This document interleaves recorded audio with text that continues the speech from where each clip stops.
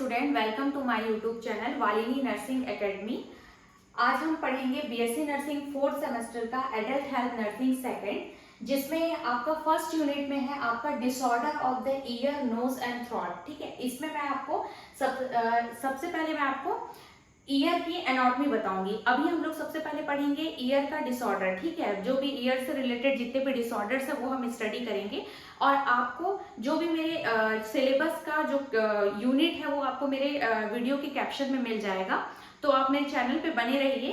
तो सबसे पहले हम लोग क्या देखेंगे, ईयर का एनाटॉमी। ठीक है, ईयर का एनाटॉमी, जिसमें यहाँ पे आप ये देखते हैं। तो सबसे पहले ईयर के बारे में आप ये जानिए, ईयर जो होता है वो क्या होता है, हियरिंग और बैलेंस, ये दोनों के लिए रिस्पॉन्सिबल होता है। ये दोनों काम रहता है। ठीक है, ईयर का क्या काम है, सुनने का काम है, और प्लस हमारा बैलेंस मेंटेन करना। बैलेंस मतलब गेस्चर, पोस्चर, जैसे हम लोग खड़े होते हैं, हम चलते हैं, हम बैठते हैं, ये दोनों काम होता है आपका ईयर का। ओके, अब जो ईयर होता है वो क्या होता है, हमारा 3 पार्ट में डिवाइडेड होता है। 3 पार्ट में मतलब आउटर ईयर, मिडिल ईयर और इनर ईयर। ओके, अब ये 3 पार्ट में डिवाइडेड होता है, जिसमें आउटर ईयर में क्या पाया जाता है, आपका पिन्ना, जिसे हम लोग बोलते हैं ऑरिकल।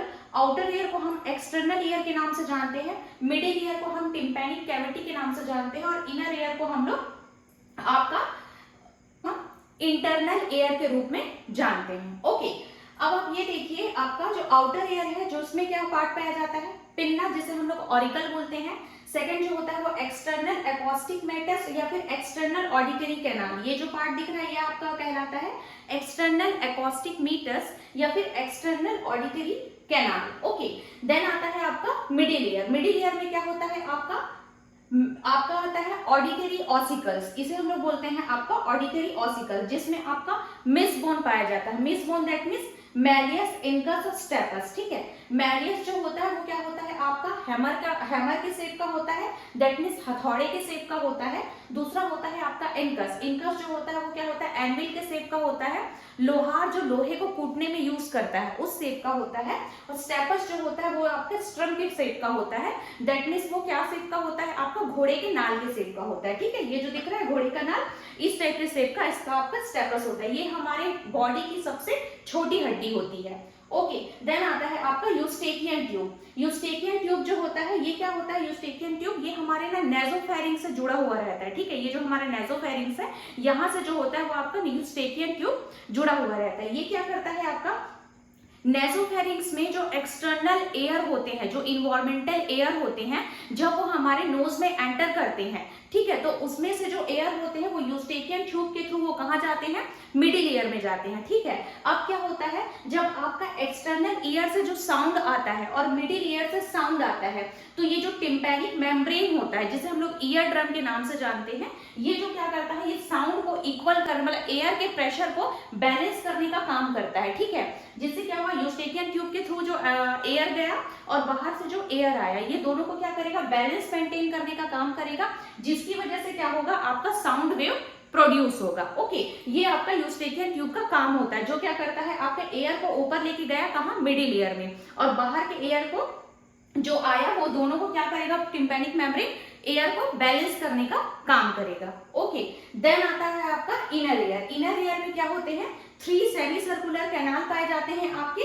देन आता है आपका कॉक्लिया और फिर आता है आपका वेस्टिब्यूल। ठीक है, कॉक्लियर आपका जो कॉक्लिया जो होता है वो कॉइल स्नेल के शेप में रहता है आपका, और जो वेस्टिब्यूल जो होता है वो क्या होता है, इनर ईयर के मिडिल पोर्शन में पाया जाता है। ठीक है, मतलब बीच के पोर्शन में वेस्टिब्यूल पाया जाता है। ठीक है, जो क्या करता है, आपके बैलेंस के लिए रिस्पॉन्सिबल होता है। ये क्या करता है, बॉडी में बैलेंस या पोस्चर को मेंटेन करने का काम करता है। ओके, तो ये था आपका ईयर का स्ट्रक्चर। ठीक है, ईयर में क्या होता है, सबसे पहले इसमें आप ये देखेंगे, जब हमारा एक्सटर्नल जो साउंड वेव है, ठीक है, बाहर से जो आउटर ईयर क्या करता है, एक्सटर्नल साउंड वेव को कलेक्ट करता है। ठीक है, कलेक्ट करने के बाद वो क्या करता है, आपका एक्सटर्नल ऑडिटरी कैनाल के थ्रू, ये जो दिख रहा है आपका that is called external auditory canal. External auditory canal क्या करता है, उस साउंड वेव को कलेक्ट करता है और आगे पास करता है टिम्पैनिक मेम्ब्रेन में, जिससे टिम्पैनिक मेम्ब्रेन वाइब्रेट होता है और वाइब्रेशन के बाद वो जाता है मिडिल ईयर में, और मिडिल ईयर में क्या होता है, आपका मिस बोन जो होता है, मिस बोन फिर वो मूवमेंट करने लगता है। जो आपका जो एयर साउंड वेव है जो अंदर गया, अब क्या हुआ, मिस बोन जो होता है, मैलियस इंकस स्टेपस, ये क्या होता है, मूवमेंट करता है और अपना 20 टाइम ज्यादा तेजी से क्या होता है, वाइब्रेट करने लगता है। फिर वो जो वाइब्रेशन होता है वो कहाँ जाता है, आपका इनर एयर में। ओके, अब इनर एयर में वो वाइब्रेशन गया तो इनर एयर में फ्लूइड्स पाए जाते हैं, ठीक है। अब ये जो फ्लूइड जो होते हैं वो तरंग की भांति क्या होते हैं, वाइब्रेट करने लगते हैं। फिर इसमें जो आपके हेयर सेल्स प्रेजेंट होते हैं, जिसे हम लोग सेंसरी सेल्स के नाम से जानते हैं, ये हेयर सेल्स इस वाइब्रेशन को कहाँ लेके जाते हैं, आपके सेंसरी नर्व में, 8th क्रेनियल नर्व में, ठीक है। और ये जो नर्व इंपल्सेस होते हैं इस वाइब्रेशन वेव को साउंड वेव में कन्वर्ट करता है, जिससे हमको हियरिंग होती है या हमको आवाज जो होती है वो सुनाई देती है। ओके, तो ये जो होता है वो हमारा ईयर का काम होता है। मैंने आपको एक छोटा सा स्ट्रक्चर बताया ईयर का, एनाटॉमी।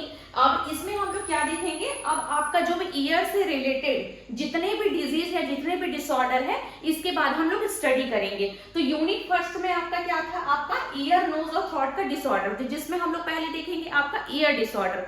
आप देखेंगे मेरे कैप्शन में आपको मिल जाएगा, जिसमें आपको फर्स्ट यूनिट में जो पहला डिसीज पोर्शन है उसका नाम है ओटैल्जिया। ओके, इसके बाद आपको एनाटॉमी समझ में आई होगी। अब हम लोग नेक्स्ट क्लास में देखेंगे जो पहला डिसीज पोर्शन है वो ओटैल्जिया। ओके, इसके बारे में देखेंगे। Thank you.